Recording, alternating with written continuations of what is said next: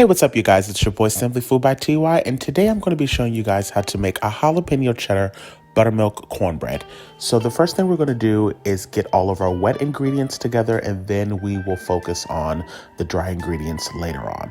But right now, what we're going to do is work on the buttermilk. So we have 1 cup of buttermilk. To that, we're going to be adding in 2 large eggs. Now, in the previous screen, you saw that I had my cast iron skillet getting nice and hot. Make sure you have that nice and prepped with a half a stick of butter in it ready to go. Now, what we've also just added to our buttermilk was 1/3 of a cup of vegetable oil, and you're just going to give that a good whisk. Now, you want to do this separately so that you don't end up over mixing the cornbread batter later on. So do your wet ingredients separately. Once again, that was a cup of buttermilk, that was 2 large eggs, and 1/3 of a cup of vegetable oil. Now we're going to focus on the dry ingredients, which is 1 cup of sugar, a half a cup of flour. We're also going to be adding in a teaspoon of salt. We're also going to be adding in 1.5 teaspoons of baking powder, okay? You're going to give that a mix, and then you can set that to the side. Now, you want to make sure that you're mixing this as best as you possibly can, so that way you don't end up with any clumps of baking powder, just in one bite of the cornbread. This will also help you not have to overmix it later on in the process.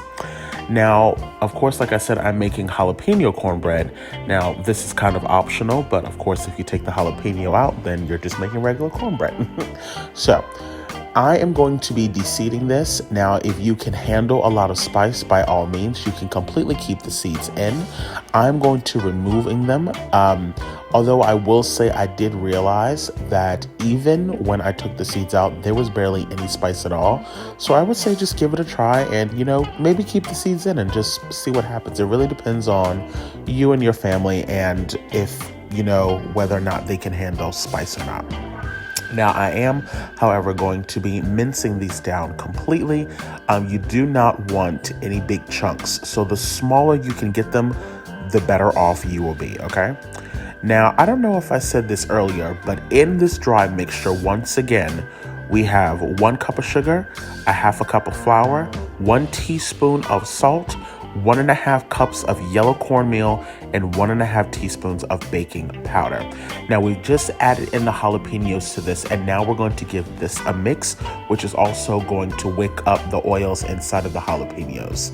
The next thing we'll do is go on ahead and start adding in the wet ingredients. Now, the good thing is about cornbread is it doesn't necessarily need to be smooth. So, once you kind of get it going and it kind of looks like pancake batter, stop mixing. Now, what we're about to add in now is 1 can of, which is an 8.25 ounce can of sweet cream style corn. Now, please do not add in regular kernel corn. It needs to be sweet cream style corn, or not even necessarily sweet cream style corn, just a cream style corn.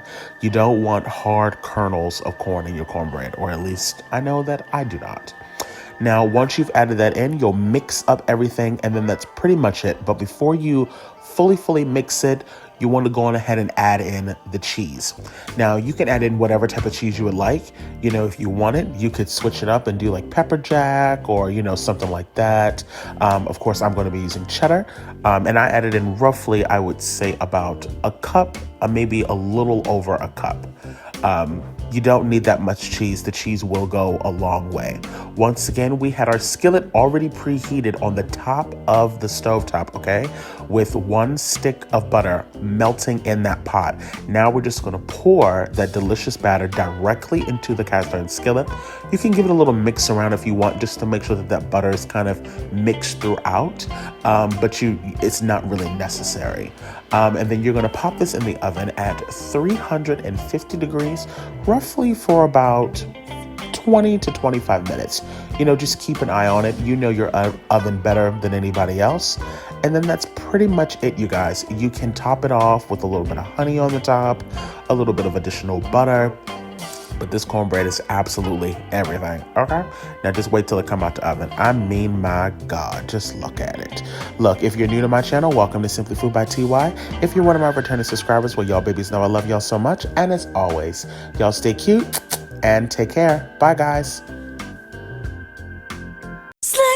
the kitchen. Simply Food by TY. We hope that you enjoyed it. Simply Food by TY. If you haven't took the time, make sure you subscribe. Thanks for watching. Thanks for watching. Thanks for watching Simply Food.